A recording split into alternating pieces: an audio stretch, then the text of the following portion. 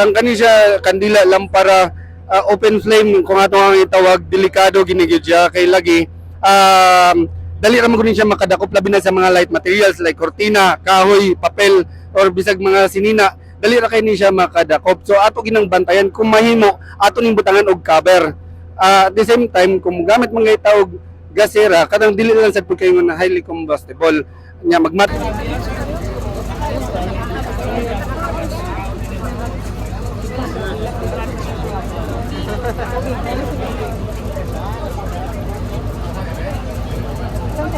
Makita ninyo full force ang atong rescue team and medical team sa Tagbilaran na agyo diri tanan from fire, police to medics to command center nya apil na pod ang katong barangay counterpart nato.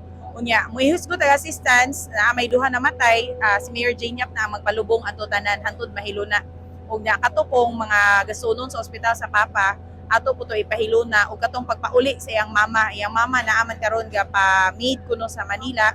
So kita po mo plating ang pagpapauli. Ako mga staff nagi-coordinate na karon sa mama ug atong gi-process nga makauli siya first thing tomorrow.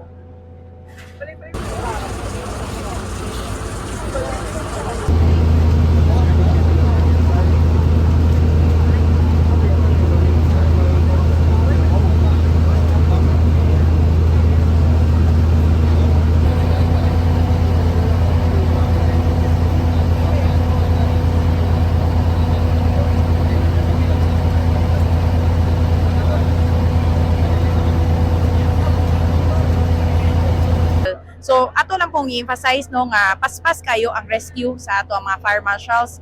Aside from that, ang atong equipment makita nato nga naagyud gamit yung modern technology sa Tagbilaran in terms of rescue and rescue services. So arihin nato matistingan ang uptake sa atong mga katawhan labi na sa atong men and women in uniform ug ani po nato makita kung unsa ang atong gi-invest nga mga equipment in terms of our command center and our rescue operations. Muna nga makita nato effective, sufficient and convenient sa tanan, even sa mga rescue workers nato safe pud sila.